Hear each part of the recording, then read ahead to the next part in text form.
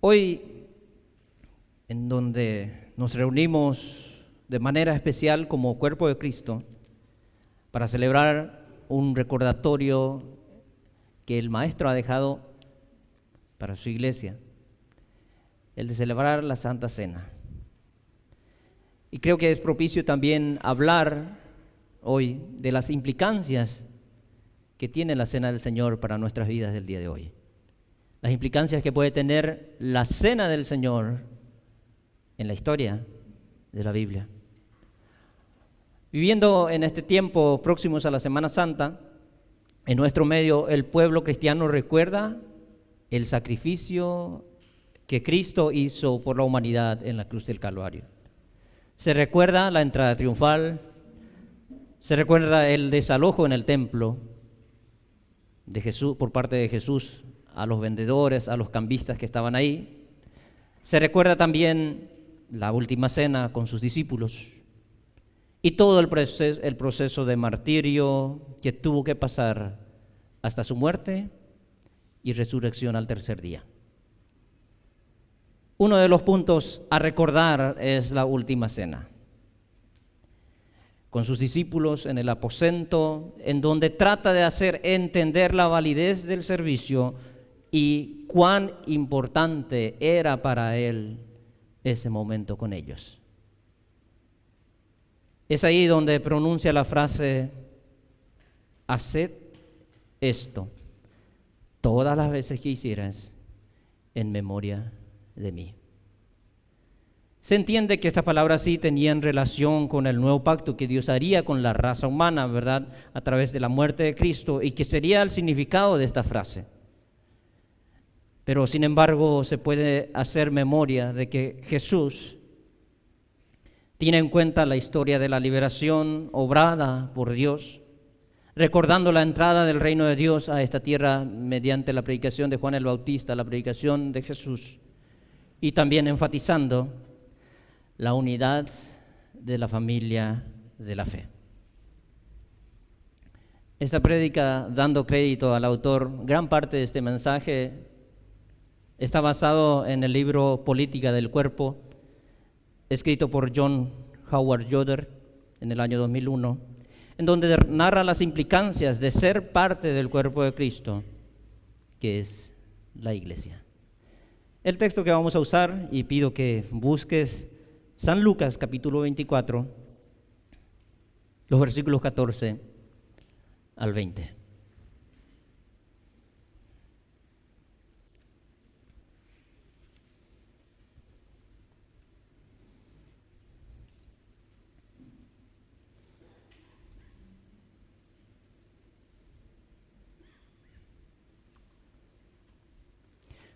San Lucas capítulo 22, versículos 14 al 20 es.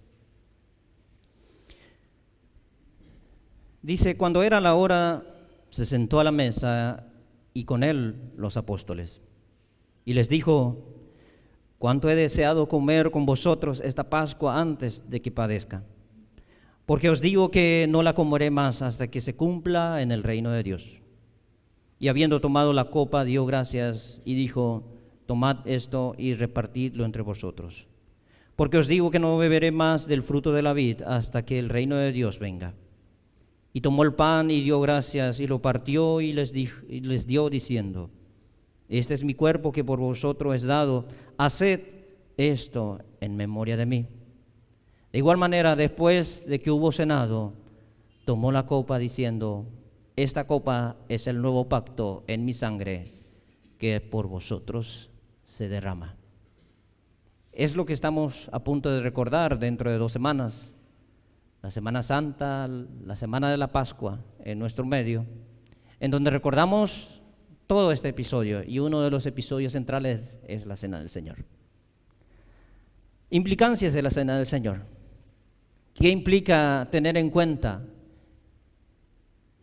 ¿Qué compete para nuestras vidas al ser parte de la Cena del Señor, al ser parte de la iglesia del Señor, a ser parte del cuerpo de Cristo? En primer lugar, yo creo que podemos recordar la intervención divina. La liberación de la esclavitud. La primera Pascua fue celebrada en un ambiente de esclavitud y de opresión. Ustedes recuerdan la historia del pueblo de Israel, esclavo en el país de Egipto.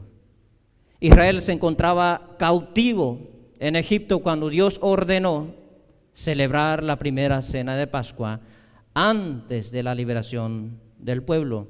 Éxodo capítulo 12.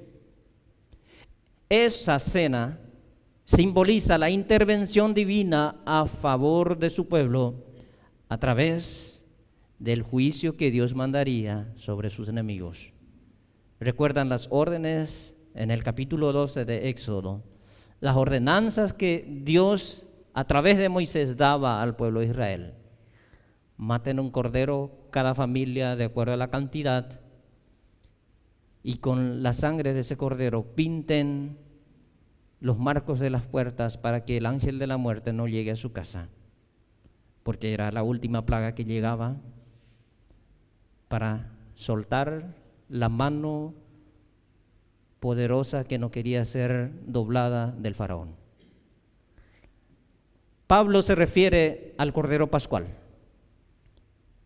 que fue sacrificado por los pecados de la humanidad, según a Corintios 5, 14 y 15, con el propósito de que todos los que están perdonados, que aceptan el perdón, sean libres y vivan para Él.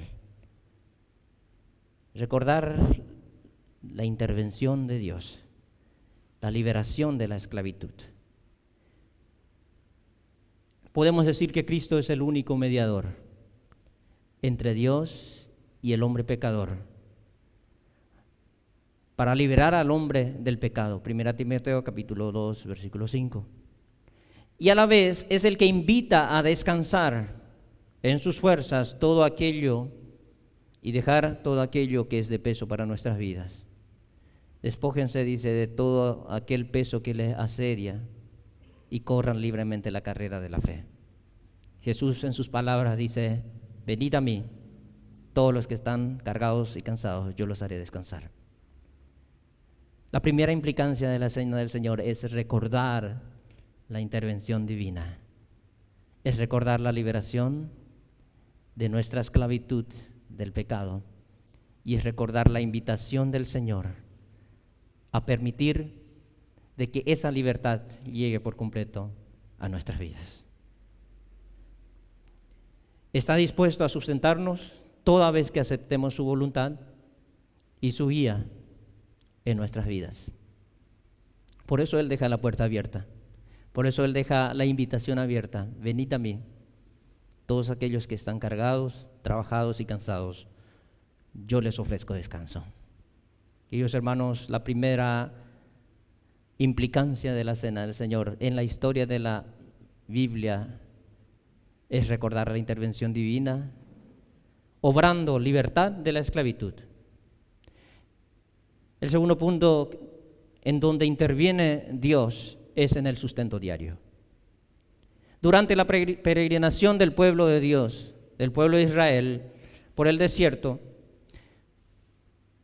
la cena del Señor, la Pascua, era un momento de recordar la providencia diaria de Dios.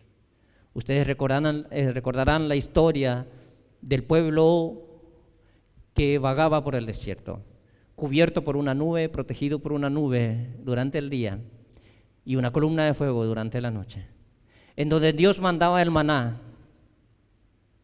para alimento de su pueblo, en donde Dios hacía salir de la peña agua para que su pueblo beba. Abría camino en donde no lo había y daba poder para derrotar a los enemigos que se pasaban. El sustento diario, el sustento divino estaba presente con el pueblo. Y además hay una ley, la ley del jubileo, en donde la tierra debe ser devolvida a sus dueños, porque cada persona es digna de un pedazo de tierra para sustentar su familia. Esa era la idea. También con el diezmo de aquel entonces. El diezmo es dado en recordación por todos los bienes, por todos los beneficios recibidos de parte del Señor. Es el único que sustenta a nuestras familias.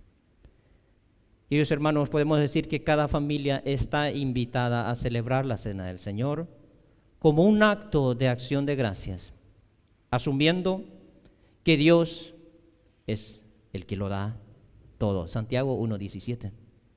Toda buena dádiva viene de Dios, dice su palabra. Y cuando nos sentamos a la mesa del Señor, recordando toda la implicancia que tiene la historia de la Biblia para nosotros como seres que le amamos, tenemos que recordar que toda buena dádiva viene de Dios. Entonces, el sustento diario es recordar también la intervención divina. Se puede tomar como enseñanza que el sustento divino es parte latente de nuestras vidas. Tiene que ser parte latente de nuestra vida. Tiene que estar presente en nuestras vidas cada día. Y que es un llamado a los hijos de Dios a tener dicha observación presente en su vida. La segunda implicancia de la Cena del Señor es recordar el ejemplo del Señor. Volviendo a la frase en donde dice el Señor, todas las veces que lo hicierais, háganlo en mi memoria. Recordar el ejemplo del Señor. Con la entrada del reino de Dios a través de la predicación de Juan el Bautista, se puede notar la promesa de esperanza al necesitado. Esa promesa era atender las necesidades básicas del ser humano. Cuando Juan decía, aquel que tiene 2 túnicas comparta con él que no tiene, y el que tiene de comer, haga lo mismo. Lucas capítulo 3, versículo 11. Esa era la predicación de la llegada del reino de Dios, el acercamiento de Dios al ser humano. Jesús usa palabras del profeta Isaías cuando dice que Él es el que trae buenas nuevas a los pobres. Viene a sanar a los quebrantados de corazón, a sanar a los quebrantados de corazón, a dar libertad a los cautivos, a dar vista a los ciegos y poner libertad a los oprimidos.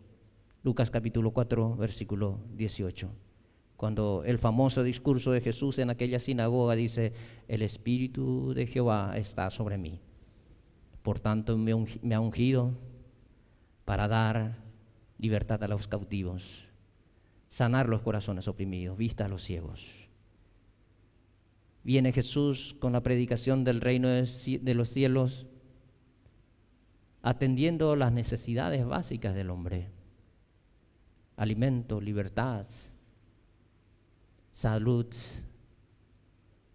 Es lo que aquel tiempo necesitaban las personas. Es lo que a nosotros como cuerpo de Cristo también nos implica atender en muchas veces que nos toque. En primer lugar, ¿cómo recordar el ejemplo del Señor? La predicación de un evangelio integral. Dentro de los evangelios, una y otra vez, se encuentra a Jesús enseñando a las personas, pero a la vez atendiendo sus necesidades, que son salud, alimento, liberación demoníaca y celebrando la comida rodeada de personas. Aún en el desierto mandó a sus discípulos a atender esas necesidades primordiales del hombre, como también la parte espiritual y almática. ¿Recuerdan cuando sus discípulos estaban preocupados porque tanta gente vino a escucharle a él en el desierto? Y le dijeron a él, maestro, manda que vayan a las ciudades, vayan por los campos, busquen alimento, esta gente se va a morir de hambre, aquí se va a desmayar. Y el Señor, no sé si estaba de mal humor o estaba cansado, le dijo, denle ustedes de comer. Dejó una orden, denles ustedes de comer. Pero es obvio que Él es el que obró el milagro en aquella ocasión nuevamente. Pero recordar el ejemplo de Cristo implica la predicación de un evangelio integral. Me refiero a integral, que no solamente con palabras, no solamente con un mensaje, con una oración hermosa de un domingo, de un culto, sino en lo posible, si se presenta la posibilidad, atender las necesidades de los necesitados. Santiago nos exhorta a llevar una vida de fe con obras que reflejan nuestro amor a Dios, obrando de acuerdo a lo que se predica, Santiago 2:14 al 26. Recordarán el famoso pasaje que la fe sin obras es muerta, de Santiago 2:14 al 26.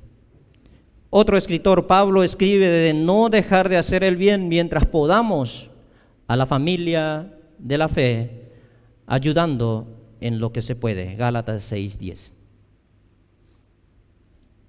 Pero ahí hay una coma, hay un punto aparte.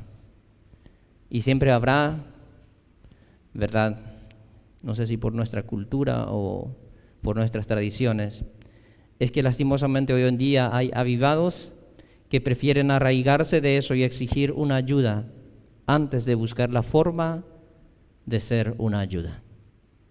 Ya que el Señor lo dice, yo voy a buscar ayuda cuando necesito, está bien, pero no estoy dispuesto a buscar la forma de solucionar ese tema, esa necesidad, y ser de ayuda a los demás también. Eso es un evangelio integral. Atender las necesidades de las personas, predicar la llegada del reino de los cielos como Jesús lo hacía, y por sobre todo recordar: haced esto en memoria de mí cuando hacemos esto. El Señor lo hizo. El Señor ayudó a los necesitados. El Señor manda a sus discípulos: denles ustedes de comer. Los apóstoles han escrito, Santiago ha escrito recordando de que la fe sin obra es muerta. Y Pablo dice: no dejen de hacerlo mientras esté en sus posibilidades. Entonces, recordar el ejemplo del Señor es la predicación de un evangelio integral. También es celebrar la bendición celestial, la celebración de la bendición celestial. Como estábamos comentando en el punto anterior, Dios es el dador de toda buena dádiva. Había momentos en que Jesús pasaba con la gente bendiciendo y dando gracias por los alimentos en la casa de los publicanos, en la boda de Canaán, alimentando a los 5,000 en el monte, Mateo 14, 19 al 21. Y antes de morir bendijo la última cena, y al resucitar invitó a un desayuno a la orilla del mar a sus discípulos que se habían ido a pescar. Por lo visto a Jesús le encantaba comer, como a todos nosotros nos gusta cuando nos invitan a un asado, o cuando nos encontramos con los amigos, cuando nos encontramos con los familiares a compartir una comida. Jesús celebraba la bendición celestial de toda buena dádiva, de todo fruto de la tierra, como lo expresa en su oración. Ahora, el Hijo de Dios es llamado a estar dispuesto a celebrar la bendición celestial, en manera de gratitud y regocijo por lo que Dios da, porque ese es el deseo del Padre Celestial. Primera Tesalonicenses 5:18. Recordamos las palabras del apóstol Pablo en donde dice: dad gracias en todo, porque esta es la buena voluntad del Señor. Una de las formas en donde expresamos, en donde celebramos la bendición celestial, es dando gracias. Jesús lo hacía en sus comidas, rodeado de distintas sociedades, rodeado en distintos contextos. Jesús celebraba la bendición celestial. También nosotros somos llamados a ser agradecidos, dando bendiciones para la extensión del reino de los cielos en esta tierra. Y eso implica mucho más que una predicación y leer las promesas de la Biblia. La extensión del reino de los cielos no es solamente la predicación de la palabra, querido hermano. La extensión del reino de los cielos puede ir mucho más allá. Puede ser una obra social, puede ser una obra de caridad, puede ser una ofrenda de caridad. la extensión del reino de los cielos. Al estar dando con un corazón agradecido, tú y yo estamos extendiendo el reino de los cielos. ¿Y cuál era la proclamación del reino de los cielos? El Espíritu de Dios está sobre mí, por cuanto me ha ungido, me ha llamado a dar libertad a los cautivos, a libertar a los oprimidos de corazón, a dar vista a los ciegos. Son necesidades básicas, no simplemente predicaciones y predicaciones, sino que actuar. También somos llamados a tener gratitud por la salvación que Cristo ofreció con su sacrificio en la cruz. Y todos los que aceptamos ese sacrificio, lo hacemos en memoria de Él. En este tiempo de Semana Santa, en donde nuestra sociedad ha adquirido la costumbre de viajar y de visitar a sus familiares. Es una buena costumbre y a la vez da el tiempo para eso. Pero querido hermano, no nos olvidemos de dar gracias por la salvación que recordamos en ese tiempo. La libertad de nuestra esclavitud del pecado a través del sacrificio que Cristo ofreció a toda la humanidad en la cruz del Calvario. Y por sobre todo, su resurrección, su poderío, su mandato, que hoy adoramos, que hoy contemplamos y a quien recurrimos cuando necesitamos, porque tenemos un Dios vivo, resucitado. Entonces también somos llamados a tener gratitud por la salvación que Cristo ofrece. Eso implica para todos nosotros recordar el ejemplo del Señor. El tercer punto que quiero tratar, o sea, lo que implica la cena del Señor, las implicancias de la cena del Señor, es recordar el sentido de la familia de la fe. Cuando vemos la iglesia del primer siglo, cuando vemos la iglesia post-Pentecostés, ya el Espíritu Santo fue derramado. Pedro predicó en la plaza y se convirtieron más de 3,000 personas en aquel día. Y se sumaron a la iglesia, dice. Aquel grupo unido en el aposento alto llega a convertirse en una familia de fe, en donde tanto griegos y hebreos son unidos en una misma familia. Efesios capítulo 2, donde habla de 2 naciones hizo un pueblo. Ahora no había un templo físico. El templo físico era la sinagoga de aquel tiempo en donde todo judío iba a la oración. Entonces lo que ocurría es que las reuniones se hacían en las casas. Hechos capítulo 2, 42 al 47. Y en donde se oraba y la familia invitaba una comida y compartían sus bienes. Tanto hebreos como gentiles son unidos en una nueva familia, la cual requería una organización en donde uno de los principales puntos era la atención de las necesidades. Esa era la iglesia del primer siglo. Hechos capítulo 6, versículo 1 al 6, en donde se nombra a 7 diáconos para atender a las necesidades, para servir a las mesas, para atender a las viudas, porque había un reclamo de que a algunos se le da más, al otro se le da menos. Entonces, dentro de la familia de la fe del siglo I, una de las implicancias era atender las necesidades. La familia de la fe es el sustento en medio de la tribulación a través de la oración y el hombro ayudador. Se puede notar esta faceta en los inicios de la iglesia cuando Pedro estaba encarcelado, ¿recuerdan? Y la iglesia se mantenía en vigilia, en constante oración.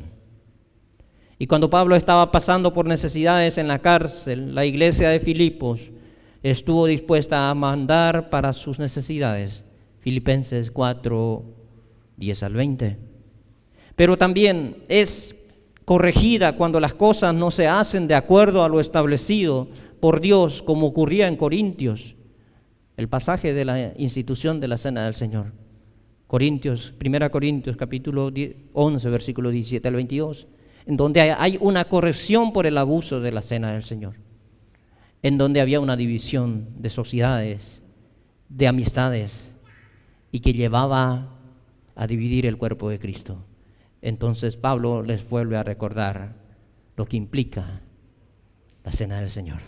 Implica una unidad en la familia de la fe.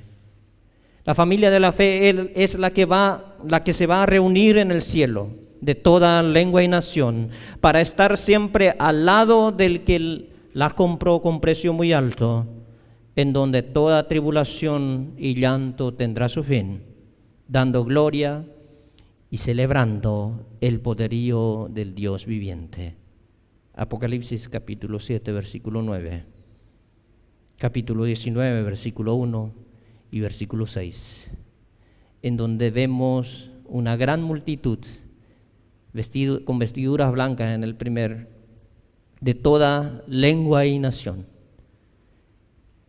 delante del trono.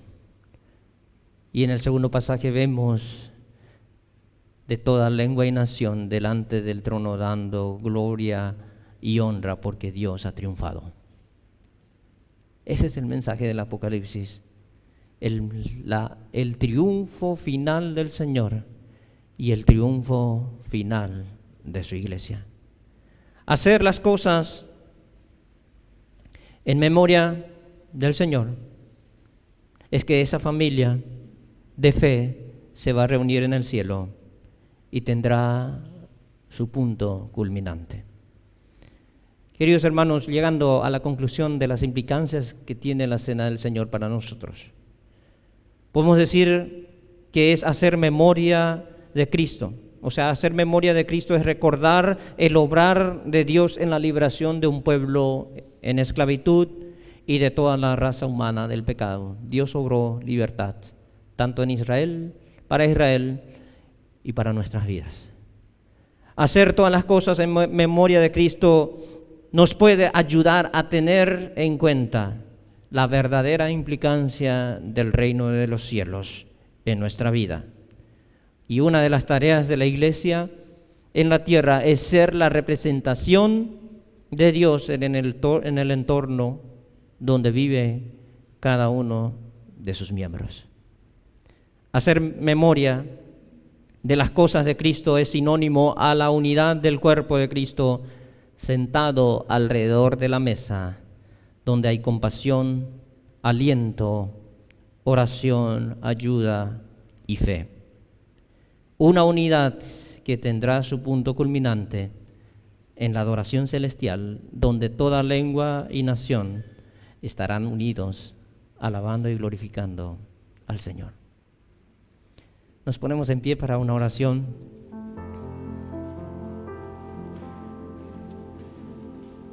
Recordando de que las implicancias de la cena del Señor son recordar la intervención divina.